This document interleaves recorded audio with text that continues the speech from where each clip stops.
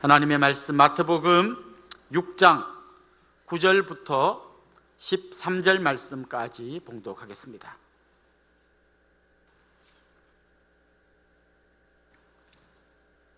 마태복음 6장 9절부터 13절까지 말씀입니다. 찾으셨으면 저와 여러분이 한 절씩 교독하고 13절은 한 목소리로 같이 읽겠습니다. 그러므로 너희는 이렇게 기도하라. 하늘에 계신 우리 아버지여, 이름이 거룩히 여김을 받으시오며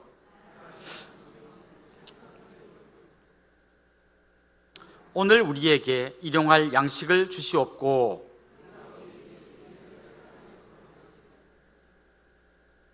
우리를 시험에 들게 하지 마시옵고 다만 악에서 구하시옵소서. 나라와 권세와 영광이 아버지께 영원히 있사옵나이다. 아멘. 여러분이 잘 아시는 주기도문 내용이 오늘 제가 읽은 이 본문에 담겨 있습니다. 오늘부터 6주간 수요 말씀학교 반반 시간을 가지려고 합니다. 수요 말씀학교는 주로 수요일 오전에 진행되기 때문에 밤에 오시는 분들은 이 수요 말씀학교에 참여하지 못하는 것 같았어요. 이번 6주 동안은 수요 말씀학교 때 하는 일종의 강의를 하려고 합니다. 중간에 선교지 방문한 한 주를 빼고 5번 할 텐데 주기도문, 사도신경, 또 십계명 이런 가장 중심적인 것부터 해서 우리 신앙과 삶에 필요한 그런 교육을 하려고 합니다. 오늘 우리가 읽은 이 주기도문은 교회에서 아마 여러분 거의 수도 없이 해본 그런 기도일 것입니다. 주기도문 하면 제일 먼저 떠오르는 게 뭐죠? 많은 사람들이 주기도문을 딱 외우면 이제 집에 갈 시간이구나. 보통 축도 대신에 주기도문하고 모임이 끝나고 이런 게 많기 때문에 주기도문 하면 이제 끝나는구나 이런 생각을 많이 하고, 또 어떤 교회 갔는데 보통 우리 사도신경 할 그 타이밍에 같이 주기도문 하겠습니다 할 때 사람들이 시작하는데 왜 끝나지 막 이렇게 되게 혼란스러웠다는 얘기도 들어봤어요. 근데 주기도문이 꼭 끝에 하라는 법은 없는 건데 하여튼 지금 우리 한국교회에서는 이런 전통이 있는 것 같습니다. 어떤 분은 이런 재미나는 말을 했습니다. 주기도문이야말로 가장 안타까운 순교자다. 무슨 얘기인가 하면 아무 의미도 모르고 그냥 주기도문에서 중간에 기도를 쏙 빼면 주문이 됩니다. 무슨 주문이 오듯이 그냥 줄줄줄 외우고 이제 예배 끝났다 이렇게 많이 하기 때문에 우리가 외울 때마다 주기도문이 마치 순교하는 것처럼 의미 없이 이렇게 외쳐지곤 한다, 이렇게 좀 반농담이지만 좀 뼈있는 그런 농담으로 하시는 분들도 있습니다. 사실 이 기도라고 하는 것은요, 우리 기독교 말고 모든 종교 안에 다 있습니다. 기도가 없는 종교는 없습니다. 그런데요, 여러분도 한번 이렇게 자세히 다른 종교가 어떻게 기도하는지를 가만히 보십시오. 기도하는 모습이 정말 많이 달라요. 어떤 종교는 그냥 자기 소원 한 가지를 계속 말합니다. 우리 아들 대학 붙여주세요. 그거 말하면서 끊임없이 절을 일어났다 앉았다를 계속 반복하면서 내가 이렇게 정성을 드리는데 당신이 들어주지 않으면 안 되죠. 그러면서 계속 그렇게 자기 한 가지 소원을 계속 반복하는, 그렇게 기도하는 기도도 있습니다. 그런가 하면 어떤 사람들은 그냥 하루에 몇 번씩 어느 방향을 향해서 계속 절을 하는, 그게 그들의 어떤 기도 방식인 경우도 있습니다. 또 어떤 분들은 일종의 짧은 주문을 외웁니다. 그런데 그 주문의 뜻이 뭔지는 그 기도하는 자신도 모르는 경우를 봤어요. 8시간 똑같은 말을 막 반복하는데 그냥 옆에 사람이 가도 모르고 막 집중해서 막 한 가지 그 말만 반복해서 계속 하는데요, 나중에 그게 무슨 뜻이지 하니까 자기도 무슨 말인지는 잘 모른대요. 근데 한 가지, 그때 왜 모르는 말을 합니까? 이걸 계속하면 복이 다 들어온다는 거예요. 하여튼 어떤 식으로든지 기도가 없는 종교는 없고요. 특별히 우리 한국 사회에 있는 분들은 기도에 관해서 좀 굉장히 좋은 이미지를 갖고 있어요. 그래서 기도해 드리겠습니다 그러면 다른 종교를 가진 분들도 그렇게 싫어하지 않는 걸 많이 봤어요. 제가 한 몇 년 전에 실제로 그런 일이 있었는데, 한 집사님이 우리 동네 부근의 어떤 병원에서 저한테 급히 전화를 했어요. 주일날이었는데 목사님 빨리 좀 와 주시면 좋겠어요. 그래서 제가 막 갔더니 우리 교회 성도님 아닌 그 우리 교회 성도님이 아는 지인이 입원을 해 계시더라고요. 그래서 안 믿는 지인을 위해서 목사가 와서 좀 기도해 주라는 요청이었어요. 그래서 가서 이제 기도를 해주러 가서, 근데 왜 목사를 오라 했을까 되게 궁금하더라고요, 안 믿는 사람이. 그래서 같이 이야기를 하다 보니까 이런 이야기를 하더라고요. 그분은 다른 종교를 믿는 분인데 자기가 아파가지고 누워있는데 옆에 침대에 누워있는 다른 환자분을 신방을 온 어떤 목사님이 계셨대요. 다른 교회 목사님이 계셔서 자기 교회 성도님을 위해서 기도를 해주고 갔다는 거예요. 근데 그때쯤 우리 교회 성도님이 이제 그 안 믿는 그분을 병문안을 갔는데, 그 목사님이 가고 나서 이분이 막 엄청나게 화를 내더라는 거예요. 목사가 말이야 지네 교회만 기도해주고 바로 옆에 사람도 기도를 안 해주고 갔다는 거예요. 자기는 교회도 안 다니면서 심지어 다른 종교를 믿으면서 너무 막 그분이 막 붕괴해가지고 막 정말 마치 막 우리 뭐 되게 배고픈 사람들 요만한 음식 먹는데 막 옆에 사람 있는데 안 주고 자기도 막 싹 먹은 것처럼 막 되게 마음이 많이 상했다는 거예요. 그래서 제가 가서 기도해 주니까 너무너무 고마워하는 거예요. 그리고 자기는 다른 종교를 믿지만 내가 꼭 한번 교회 가겠습니다 해서 태어나고 그 다음 주에 교회에 왔어요. 그러니까 기도에 관한 이 열정, 그리고 기도가 뭐 필요하다 이런 거에 대해서는 어떤 종교를 믿거나 심지어 아예 종교가 없는 분에게도 어떤 관심이 있는 굉장히 중요한 주제인 거죠. 근데 예수님께 지금 어떤 제자들이 나와가지고 예수님 우리에게 기도를 가르쳐 주세요 해가지고 이제 예수님이 가르쳐 주신 기도가 우리가 흔히 말하는 주기도문이죠. 원래는 쭉 풀어서 이야기하자면 예수님께서 가르쳐 주신 기도이죠. 근데 이 기도는 그냥 개인 차원에서 할 수도 있지만 주로 공동 기도문입니다. 성도들이 한 목소리로 같이 하나님 앞에 기도를 올려드리는 거예요. 그 말은 무슨 말인가 하면 이 기도 안에는 정말 우리가 믿는 신앙의 진수가 이 안에 다 담겨 있는 거예요. 우리가 뭘 믿고 뭘 위해서 기도하고 어떻게 살아야 하는지가 이 기도 안에 함축되어 있는 거예요. 여러분 마태복음 5장, 6장, 7장을 뭐라고 부르는지 아십니까? 산상수훈 이렇게 부르죠. 이게 예수님께서 가르쳐 주신 그 교훈 중에서 가장 정말 빛나는 교훈, 가장 정말 예수님의 교훈 중에 가장 핵심적인 거, 막 심지어 예수 안 믿는 사람도 좀 웬만한 사람은 좀 한번 좀 들어본 너무 중요한 말씀이 마태복음 5장, 6장, 7장에 들어가 있어요. 그런데 이 마태복음 5장, 6장, 7장이라고 하는 이 산상수훈 안에 딱 뚜껑을 열면요, 제일 복판에 5장, 6장, 7장 그 제일 한가운데 6장 중에서도 제일 한가운데 이 주기도문이 들어있어요. 그러니까 이 주기도문 안에는 예수님의 가르침의 핵심, 진수, 이게 여기 고스란히 들어있는 거예요. 그래서 이미 여러분이 이미 잘 아실 뿐만 아니라 주일날 뭐 또 다른 다락방 예배 때 많이 암송하는 이 부분이지만 그 의미가 구체적으로 뭔지를 오늘 이 시간 좀 더 깊이 한번 공부를 해보면 좋겠어요. 예수님께서는 예수님의 제자들에게 이 기도를 가르쳐 주셨는데, 예수님을 따르는 제자라면 이렇게 살아야 하고 이렇게 기도해야 한다는 걸 여기다 넣어두었다는 거죠. 특별히 예수님께서 이 기도를 가르쳐 주실 때 그 앞에 어떤 이야기가 나오는가 하면 이렇게 기도하지 마라 라는 얘기가 나와요. 두 가지. 이렇게 기도하면 안 돼 라고 이야기하고, 그럼 이렇게 기도해라 라고 가르쳐 줘요. 그럼 이렇게 기도하면 안 된다는 두 가지가 뭔가 하면, 하나는 외식하는 기도예요. 나 기도합니다, 잘 보세요, 막 두 손 들고 나 기도 잘하죠, 이렇게 막 그 유대인들이 많이 하던. 그래서 유대인들은 이렇게 예를 들면 시간을 정해놓고 기도하는데, 예를 들면 뭐 12시 기도 시간이 되었는데 이 사람들이 성전에 가서 기도하려고 막 가다가 중간에 시장을 통과하게 되면요, 그때 거기서 그냥 손 들고 기도하는 거예요. 그럼 시장에서 막 장사하던 사람들이 와 진짜 믿음 좋다 이렇게 할 거 아니에요. 그러면 뭐 어떤 사람은 시간 맞춰 성전에 갈 수 있는데도 일부러 약간 늦게 가면서 성전에 가기 전에 시장에서 많이 볼 때 막 하면 우와 막 이렇게 할 거 아니에요. 기도는 그렇게 하는 게 아니다. 오히려 하나님과 은밀하게 교제하며 사는 게 기도다. 이걸 예수님께서 좀 말씀해 주셨죠. 그리고 또 이렇게 말씀하셨어요. 이방인들이 기도하는 것처럼 기도하지 마라. 이방인들의 기도의 특징이 뭔가 하면 중언부언이에요. 그러니까 아까 제가 말씀드렸던 무슨 이거 뭘 외우면 좋다 하는 이거를 막 무슨 뜻인지도 모르고 계속 외우는 반복하는 단순 반복하는 이런 식의 기도는 아니다는 거예요. 이렇게 기도하지 마라. 외식하는 기도, 유대인들의 외식하는 기도, 이방인들의 중언부언하는 기도 하지 말고 제대로 기도해라. 그게 이제 오늘 우리에게 가르친 주기도문이라는 거죠.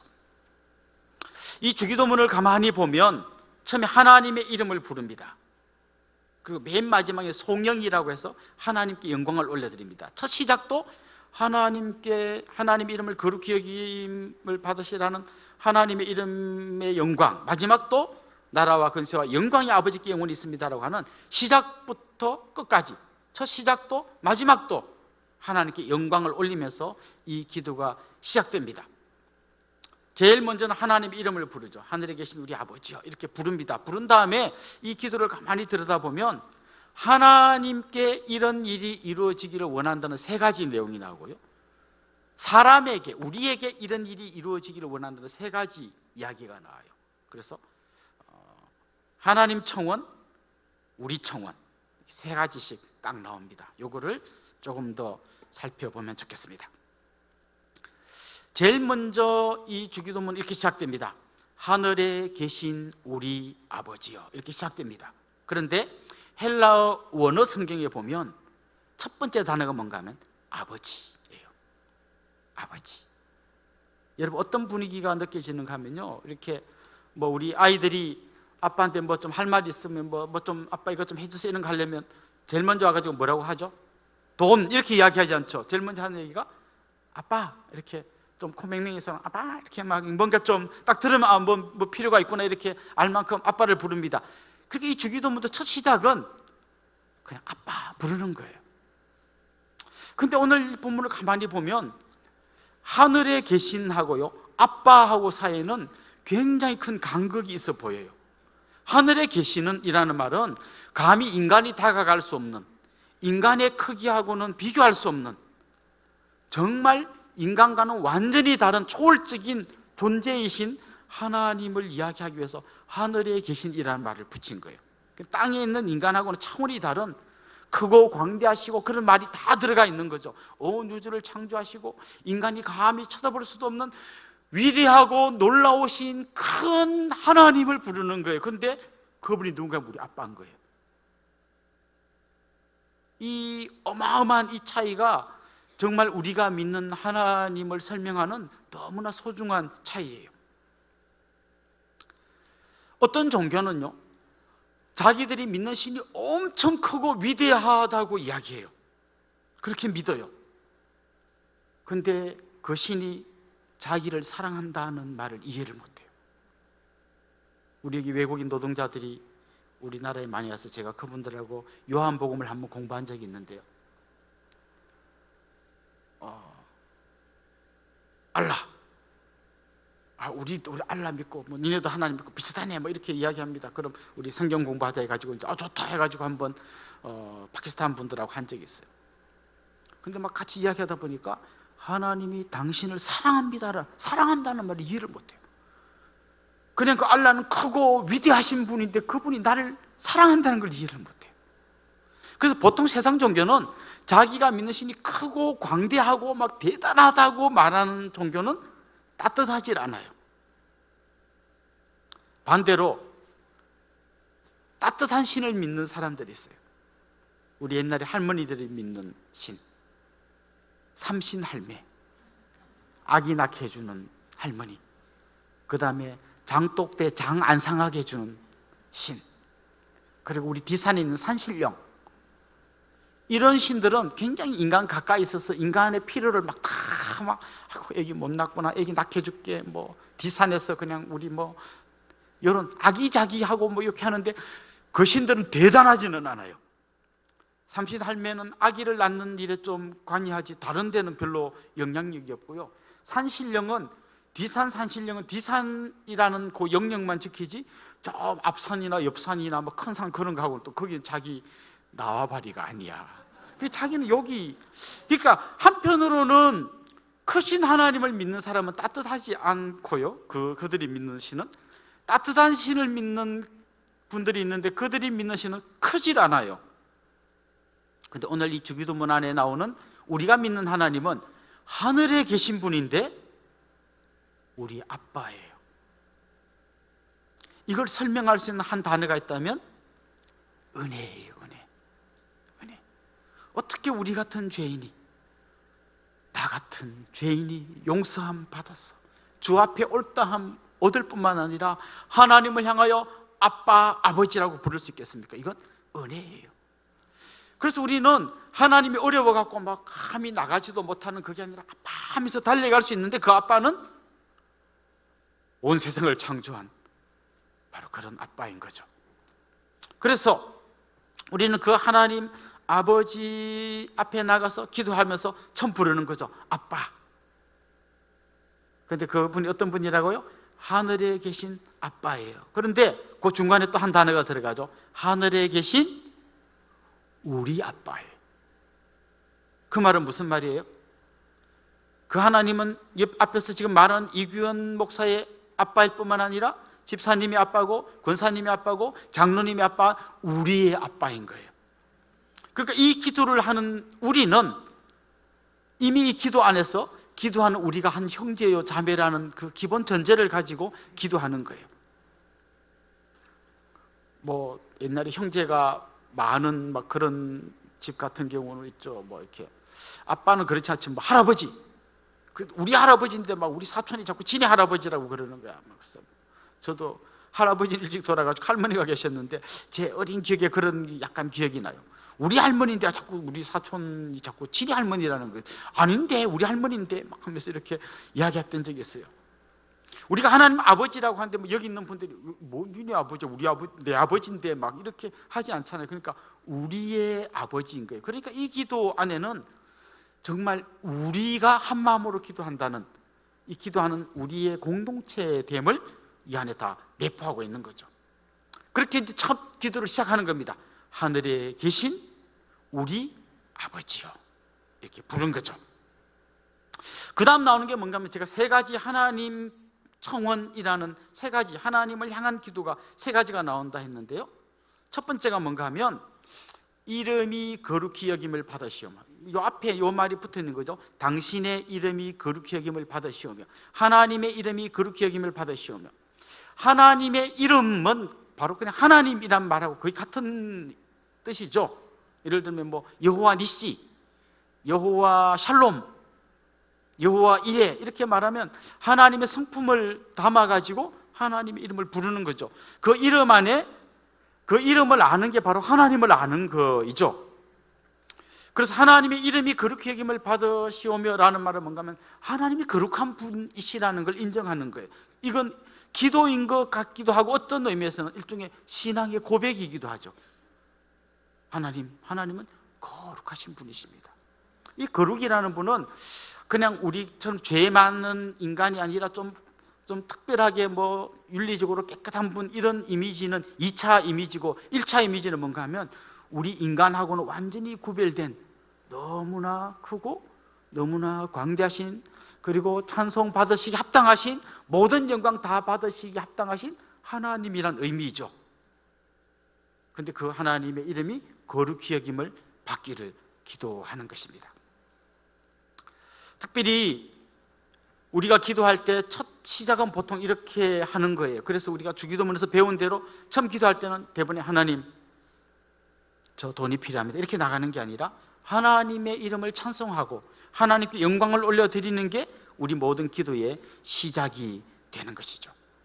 특별히 그 하나님은 인간과 완전히 구분되시는데요, 온 천지를 창조하신 하나님이시고 동시에 창조주이신 동시에 우리의 구원자이세요. 최근에 우리 새벽기도 때 시편 136편 말씀을 같이 묵상했는데 거기에 보면 그 136편에 그 인자하심이 영원함이로다 라고 하면서 이 시인이 하나님께 감사의 찬송을 계속 올려드리는데요, 거기에 가만히 들여다보면 하나님이 창조주이신 것과 하나님이 구원자이심을, 이 두 가지 축을 갖고 기도를 해요. 감사를 드려요. 그러니까 하나님은 인간처럼 이렇게 피조물이 아닌 창조자이시고 우리를 구원해 주신 구원자이신데 그 하나님 이름이 영광 받으시기를 원합니다. 이게 당신의 이름이 거룩히 여김을 받으시오며 라는 이 기도의 의미인 거죠. 이 기도를 할 수 있는 자가 진짜 성도예요. 성도만 하나님의 이름을 찬송할 수 있기 때문입니다. 이제 그 다음 나오는 하나님 청원의 두 번째 기도가 나라이 임하옵시며, 나라가 임하옵시며 라는 기도인데요, 하나님의 나라가 임하기를 기도하는데, 사실 전체 마태복음 산상수훈의 그 내용을 가만히 들여다보다 보면 이 주기도문 가운데서도 가장 중요한 기도가 하나님의 나라가 임하게 해달라는 이 기도가 가장 핵심 기도예요. 여러분, 예수님께서 처음 오셔서 처음 설교한 내용의 주제가 뭐죠? 때가 찼고 하나님의 나라가 가까웠으니 회개하고 복음을 믿으라. 여기에 보면 하나님의 나라가 예수님이 처음 전한 설교의 주제예요. 하나님 나라. 그리고 예수님이 성천하기 직전에 사도행전에 보면 하나님 나라를 전파하시다가 성천하신 거예요. 예수님은 오셔서부터 가실 때까지, 그리고 그 사회 가시는 전 기간 동안 하나님의 나라를 전파하셨어요. 자, 하나님의 나라를 하나님 나라를 다른 말로 천국이라 그럽니다. 하늘나라. 하늘나라하고 하나님 나라는 같은 말이에요. 근데 그럼 왜 하늘나라라고 하냐 하면, 이 유대인들은 하나님, 여호와 이런 걸 말하는 걸 되게 두려워했어요. 여호와의 이름을 망령되이 일컫지 말라 했기 때문에 여호와가 나오면 그냥 여호라고 읽고 주라고 읽었어요. 주, 아도나이라고 읽었어요. 그것처럼 하나님이란 말도 입에 담는 걸 좀 어려워했어요. 그래서 하나님이란 말 대신에 하늘이라는 말을 쓴 거예요. 그래서 하늘나라나 하나님 나라나 같은 말이에요. 보통 우리가 천국, 하나님 나라 그러면 우리가 죽어서 가는 곳 이렇게 많이 이해합니다. 그건 미래의 천국이에요. 근데 예수님께서는 앞으로 우리가 갈 천국에 대해서 말씀하셨을 뿐만 아니라 천국으로 우리가 간다고 말한 게 아니라 천국이 우리 가운데 온다고 말씀하셨어요. 이 말의 핵심은 뭔가 하면, 여러분 왕국 있죠, 왕국. 왕국은 누가 다스릴까요? 왕이 다스립니다. 왕이 다스리기 때문에 왕국이에요. 예, 그렇죠? 제국은 누가 다스릴까요? 황제가 다스리면 제국이에요. 하나님 나라는 누가 다스릴까요? 그러니까 하나님 나라는 자꾸 사람들이 그 어디냐 이렇게 자꾸 묻는데, 하나님 나라는 어디냐가 질문이 아니고 누가 다스리냐가 핵심 질문이에요. 자, 결국 하나님이 온 세상을 지으신 분이시고 그 하나님이 온 세상의 주인이시고 그분만이 우리의 유일한 왕이세요. 그런데 인간들이 죄를 지었잖아요. 그 죄를 지은 내용의 핵심이 뭔가 하면, 선악과를 먹었어요. 과일 하나를 따먹었어요. 그래서 많은 사람들이 질문합니다. 하나님 너무 쫀쫀하지 않나? 우리 시골 가면 그 사과밭에 하나 따먹으면 그 과수원 주인이 네 이놈들 혼날래 이러고 끝나는데, 우리 하나님은 그것 때문에 막 아담뿐만 아니라 막 그냥 대를 이어서 다 지옥 보내고 막 그거 하나 따먹었다고. 그래서 사실 그거는 과일 하나 따먹은 사건이라기보다는 하나님의 왕되심을 부정하고 인간이 왕이 되려고 한 거예요. 이게 인간의 타락이에요. 그러니까 과일 하나 먹은 사건이기도 하지만 진짜 의미는 하나님의 왕되심을 부정하고 인간이 왕이 되려고 한 거예요. 그 가운데 누가 끼어들었습니까? 사탄이 끼어든 거예요. 그래서 인간이 왕이 되기는커녕 이제 사탄의 종로로 타면서 사는 거예요, 인간들이. 자, 지금 사탄이 인간들을 억압하면서 인간들을 그냥 자기가 막 좌지우지하면서 결국 사람들은 그 사탄의 그 다스림을 받으며 막 신음하고 살고 있는 거예요. 근데 예수님이 딱 오셔서 뭐라고 이야기하는가 하면, 하나님 나라가 임했다 이거예요. 그럼 누가 제일 깜짝 놀라야 돼요? 사탄이 제일 깜짝 놀라야 되죠. 그동안 자기 세상이라고 깃발 다 꽂아놓고 그냥 자기가 주무르고 있었는데, 예수님이 딱 오시더니 어떻게 돼요? 사탄의 깃발을 꺾어버리시고 그게 하나님 나라의 깃발을 꽂으시는 거예요. 하나님 나라가 임하면요, 우리가 하나님의 통치를 받기 시작하면 어떤 상황 속에 살든지 우리가 그야말로 천국을 경험하게 됩니다. 여러분 가정이 천국이 되기를 원하십니까? 핵심 열쇠는 뭘까요? 하나님이 여러분 가정을 다스리게 하면 천국이 됩니다. 우리 집은 초가 3칸인데요. 궁궐이나 초가 3칸이나 내주 예수 모신 곳이 그 어디나 하늘나라라고 우리 찬송하잖아요. 여러분이 어디에 있든지 거기서 하나님의 통치를 받으면 여러분의 환경과 관계없이 여러분이 천국을 경험하게 돼요. 그게 하나님 나라를 경험하는 거죠. 근데 우리의 기도가 뭔가 하면 하나님 나라가 임하기를 기도합니다. 무슨 말이에요? 하나님 우리 가정을 천국으로 만들어 주세요. 우리 가정이 천국 되게 해주세요. 우리 교회가 천국 되게 해주세요. 정말 이 땅 가운데 천국이 이루어지게 해주세요. 기도하려면 당연히 우리 안에 어떤 결단의 기도를 하나님 앞에 올려드리는가 하면 하나님, 제가 하나님의 통치를 받겠습니다. 자, 이렇게 말하면 이제 원론적이기 때문에 다 아멘인데 지금 강론으로 들어가서 오늘 예배 마치고 집에 갔는데 여러분 남편이 막 어디 갔다 하고 소리를 지르면 내가 이 나이에 지금 뭐 어디 못 가 하고 이렇게 이제 맞짱을 떠가지고 남편이 컵을 던지면 나는 텔레비전을 막 던지고, 분명히 막 그렇게 나는 충분히 그럴 수 있는 사람이지만 나는 지금 하나님의 통치를 받기를 결단하고 나라가 임하게 해달라고, 하나님 우리 집을 다스려달라고 기도했잖아요. 그러면 하나님이 시킨 대로 해야 되잖아요. 그 우리의 왕이신 그분이 말씀하신 대로 해야 되잖아요. 그분이 이렇게 말씀하시는 거예요. 네 남편에게 복종해라, 이렇게 말씀하시는 거예요. 좀 나와야 하나님 그건 나중에 하고 일단 너 죽었어, 이렇게 하면 절대 그 가정에 천국이 찾아오지 않는 거예요. 그래서 우리 삶의 현장 가운데 내가 회사에서, 그 다음에 내가 막 어디 남들보다 더 힘든 그런 열악한 상황에서 노동을 하고 막 이러면 내 인생은 막 쭈그러진 인생이고 망한 인생이고 하지만 하나님의 통치를 받기 시작하면요, 그 어디나 천국이 되는 거예요. 그래서 우리가 하나님 나라가 임하도록 기도한다는 말은 다른 말로 뭐라고요? 제가 하나님의 통치를 받겠습니다 라고 하는 결단의 고백이기도 한 거죠. 이게 지금 나라가 임하도록 기도하는 거죠. 그럼 하나님의 나라는 있잖아요, 이미 임했나요? 아직 안 임했나요? 정답은 이거예요. 이미 임했는데 아직 완성되지 않았다. 그래서 좀 무슨 말인지도 잘 모를 이런 애매한 소리를 사람들이 가끔 하죠. 이미와 아직 사이에 살고 있다, 이렇게 이야기하죠. 이미 임했어요. 언제 임했죠? 예수님이 이 땅에 오시면서 벌써 하나님 나라가 가까웠다고 선포하면서 그때 이미 하나님 나라가 임한 거예요. 근데 언제 완성될까요? 우리 주님 다시 오시는 날. 자, 그러면 그 중간에는, 이미와 아직 요 중간에는 하나님 나라가 임했지만 아직 여전히 마귀가 우리를 꼬드기고 아직도 천국을 경험하지 못하고 그 가운데서도 계속 막 마귀에게 우리가 속아갖고 또 막 지옥 같은 삶을 살고 이런 일이 계속 일어날 수 있잖아요. 그러니까 하나님 나라가 임하도록 기도한다는 것은 이제 주님의 다스림 속에서 마귀는 쫓겨나고 이제 이곳에 하나님 나라의 깃발이 꽂혀지기를 기도하는 거죠. 초림에서 시작했는데 완성은 재림에서 완성이 되는 거예요. 그럼 하나님 나라가 임하도록 기도한다는 말은요, 현재적으로 기도한다는 말은 이런 말이에요. 지금 여기 임하도록 기도한다는 말은 내가 하나님 통치를 받겠다는 거고요.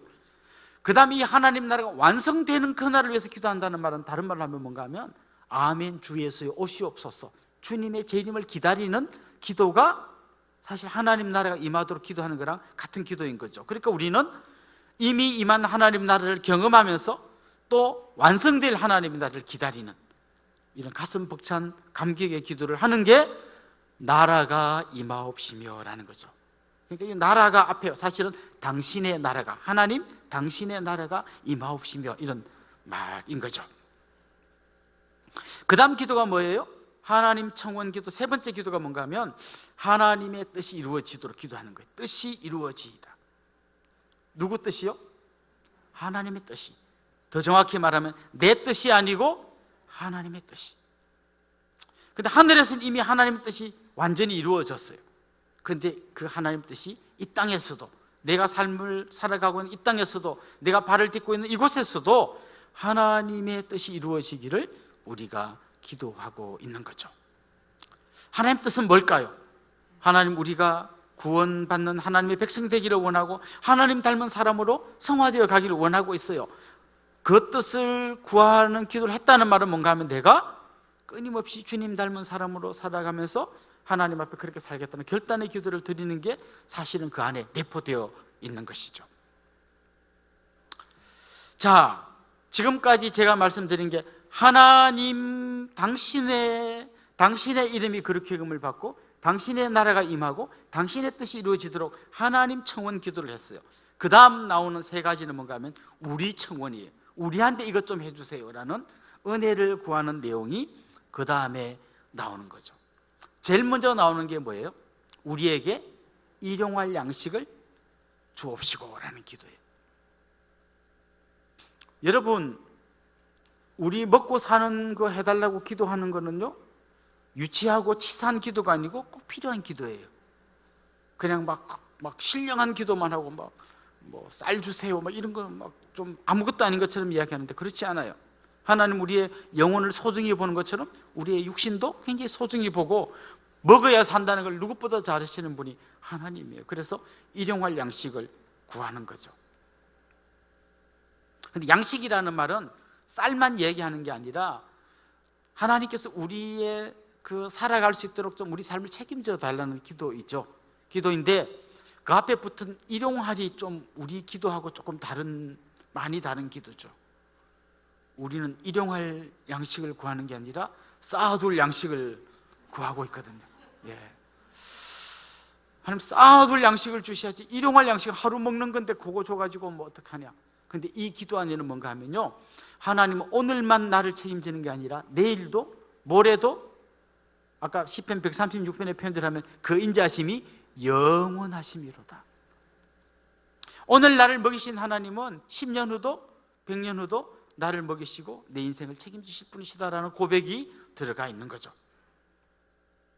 사실 이걸 미리 보여주신 게 광야를 통과하던 이스라엘 백성들에게 만나를 주셨잖아요.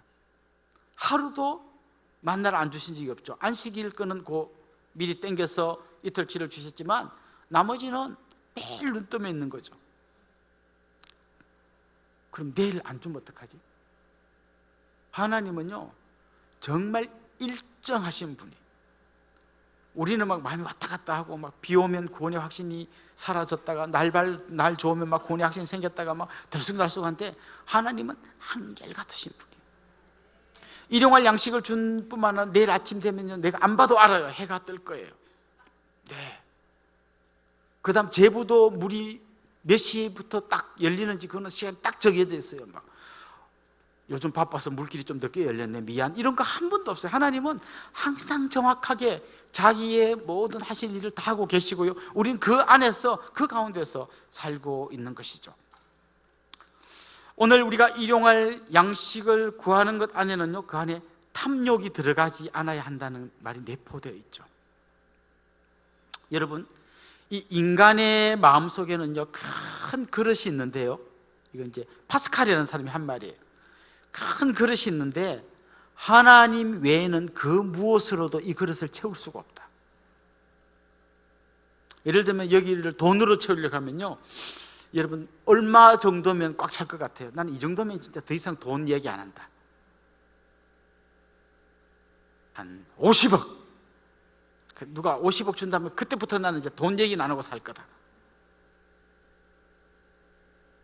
우리는 아직 도저히 일어날 수 없는 일이기 때문에 그럴 거라고 생각하지만 실제로 그게 딱 되면 그냥 우리 재벌들 보세요. 50억이 몇 조의 재산이 있지만 자기 엄마랑 막 재판하잖아요. 우리 아버지 돌아가신 이후에 이거는 아들이 내가 상속받아야 되는데 뭐 엄마가 중간에 어쩌고 저쩌고 해서 막 엄마하고 아들이 막 재판해요. 형하고 동생이 재판하고요. 얼마나 먹을 게 없으면 형 돈을 막 뺏으려고 재판하나 봤더니 막 기본 자산이 막 수조 원이 있어. 그런데도 그걸로 채워지지 않는 거예요. 자, 그렇기 때문에 탐욕으로 구하면요 기도라는 이름을 빌렸지만 실제로는 내 욕심을 구하는 것이죠. 일용할 양식을 구하는 게 우리를 위한 기도의 첫 번째 기도 제목인 거죠. 두 번째 기도는 이런 겁니다. 우리의 죄를 용서하여 주옵시고. 그 구원파라고 하는 이단에서는 이렇게 이야기합니다. 예수님을 믿는 순간 우리 죄는 다 용서됐는데 또 용서해달라고 구하는 거는 이거는 죄 용서에 확신이 없기 때문이다, 이렇게 가르칩니다. 그럼 주기도문은 어떻게 우리 기도해야 돼요? 우리의 죄를 용서해 주옵시고, 예수님이 이렇게 기도하라고 했는데 예수님 보고 틀렸다고 말하는 거예요? 우리가 죄 용서함 받았다는 것은요, 우리의 죄의 책임으로부터 우리가 자유로워졌다는 거예요. 이 무슨 얘기인가 하면, 예를 들면 살인범이요, 대통령의 특별 사면으로 풀려났어요. 그럼 이제 이 사람은 감옥에 있지 않아도 되죠? 풀려났는데 자기가 죽인 그 사람의 가족들이 가서 제가 죄송합니다라고 말하는 건 이상한 건가요? 그럼 막 가족이 와가지고 너 왜 우리 가족 죽였어? 막 그러면은 무슨 소리야, 나 대통령이 사면해줘서 나 죄가 없어, 왜 이래? 이렇게.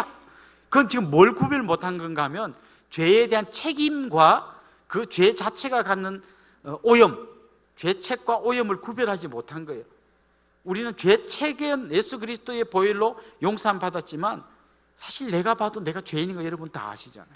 그래서 우리는 죄 용서를 구하는 거예요. 그런데 이 죄 용서함을 구하는 게 뭐랑 연결되어 있는가 하면, 우리가 우리에게 죄 지은 자를 사하여 준 것 가치와 연결되어 있어요. 무슨 말인가 하면, 내가 죄 사해 준 만큼 하나님도 내 죄를 사해 주세요, 이렇게 만약 한다면 우리 죄 용서함 받을 사람 한 명도 없어요. 이 말은 뭔가 하면, 주님께서 제 죄를 용서해 주는 것처럼 저도 다른 사람의 죄를 용서해 주겠다는 기도를 하는 거죠. 그렇지만 이 인간은 용서를 못해요라고 말씀하시는 분은 거꾸로 이야기하면 무슨 얘기인가 하면, 내가 용서받은 죄가 이 사람이 나한테 잘못한 죄보다 작다고 말하는 거죠. 그렇죠? 난 조그만 죄를 용서받았지만 이 큰 죄를 용서 못한다고 이야기하는 셈이잖아요. 아니, 내가 큰 죄를 용서받았다면 왜 조그만 죄를 용서하지 못하겠어요? 그러니까 지금 내가 누구를 용서하지 못한다는 말은, 다른 말로 하면 내가 얼마나 큰 죄에서 용서함 받았는지를 모른다는 것과 같은 얘기죠. 그 예수님께서 해주신 재미나는 표현이 있잖아요. 1만 달란트 빚진 사람이 그 빚을 탕감받고 나오다가 100데나리온 빚진 사람 멱살 잡고 감옥에 막 집어넣는 얘기 나오잖아요. 100데나리온 얼마쯤 될까요? 100데나리온은요 노동자의 100일 품삯이에요. 1데나리온이 노동자 하루 품삯이에요.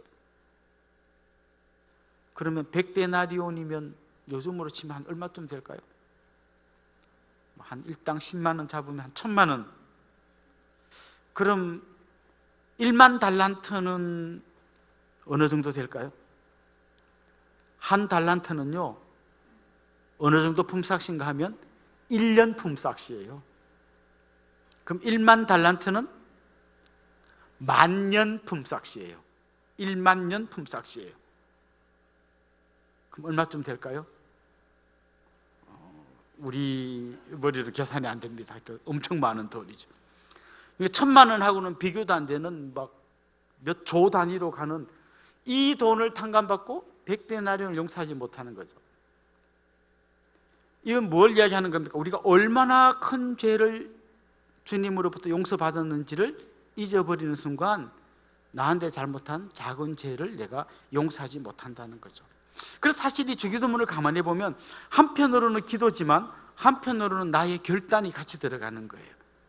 예를 들면 하나님 나라가 임하기를 기도하면 내가 하나님 통치를 받겠다는 결단이 들어가는 거고, 저의 죄를 용서해 주십시오라고 하는 말 안에는 저도 누구를 용서하겠습니다라는 내 결단이 같이 들어가는 것이죠. 그 다음 기도가 뭡니까? 우리를 악에서 구하옵소서. 이 악이라는 것은 그냥 어떤 중성으로 해석할 수도 있어요. 그 헬라어 의미를 보면 악이라고는 어떤 중성도 되지만 남성으로 해석할 수도 있어요. 의미가 같기 때문에. 그러면 남성으로 해석할 경우에는 이 악이 뭔가 하면 사탄이에요. 아까도 말씀드렸던 것처럼 주님의 나라가 이미 임했지만 완성되지 않았기 때문에 이 중간에서 사탄이 아직 마지막 최후의 발악을 하고 있고 우리를 계속해서 시험에 빠뜨리려고 애를 쓰고 있는 거죠. 마귀가 끊임없이 우리를 유혹합니다. 그런데 아까 우리가 하나님의 통치를 받는다는 말은 거꾸로 이야기하면 뭔가 하면 사탄의 통치를 받지 않겠다는 거잖아요. 사탄은 계속 유혹하는 거죠. 너 계속 나의 통치를 받아. 이건 뭔가 하면요, 지금 귀순 용사가 귀순하기 전에 나라를 위해서 또 간첩질을 하는 거나 마찬가지인 거죠. 우리는 이제 완전히 하나님 나라 백성이 되었고 사탄의 나라를 떠났는데, 더 이상 통치를 안 받기로 했는데 하나님 나라 백성인데 간첩처럼 사탄의 통치를 받을 수 있으니까, 하나님, 제가 이렇게 사탄의 통치를 받지 않고 이 유혹에 빠지지 않고 시험에 들지 않고 이겨내게 해 주십시오, 이렇게 이야기하는 겁니다. 아무리 경건한 사람도요, 시험을 받을 수는 있습니다. 예수님도 시험을 받았잖아요. 그런데 시험에 들지 않아야 하는 거죠. 마귀가 우리를 공격할 수는 있지만 우리를 넘어뜨릴 수는 없게 해야 되는 거죠. 루터의 표현을 빌리자면, 새가 내 머리 위로 날아가는 건 어쩔 수 없지만 내 머리 위에 집을 짓고 살기는 해서는 안 된다는 거죠.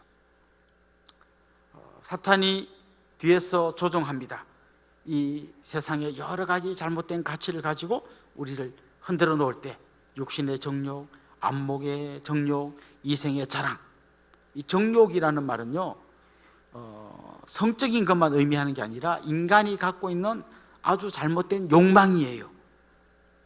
근데 육신의 욕망, 안목의, 눈으로 보는 안목의 욕망, 이건 아직 안 이루어진 걸 막 하려고 애를 쓰는 게 그게 육신의 정욕, 안목의 정욕이면요, 이루어진 거에 대해서는 사람들이 어떻게 할까요? 이생의 자랑인 거예요. 그래서 요거 갖고 육신의 정욕, 안목의 정욕, 이생의 자랑, 이것 갖고 끊임없이 사탄이 우리를 유혹하는 거죠.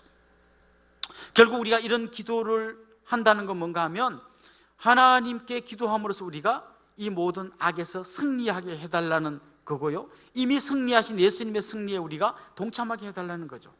근데 우리는 연약하지만 성령의 전신갑주를 입고 내 힘으로가 아닌 나와 함께 하시는 성령의 능력을 힘입어서 우리가 마귀와 대항하여 싸워 이길 수 있습니다.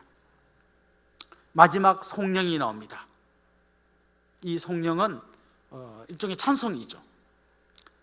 대개 나라와 권세와 영광이 아버지께 영원히 쌓옵나이다 아멘 하는 이 송령이 나오는데요, 많은 분들이 대개가 무슨 뜻인지 잘 모르더라고요. 대개, 물론 이가 아니기 때문에 먹는 건 아니에요, 그죠? 그럼 대개는 뭐죠? 대개 그래, 대체로 그래, 이런 대개 이런 거 아니고요, 너무나 뜻밖에도요, 왜냐하면 이란 뜻이, 왜냐하면.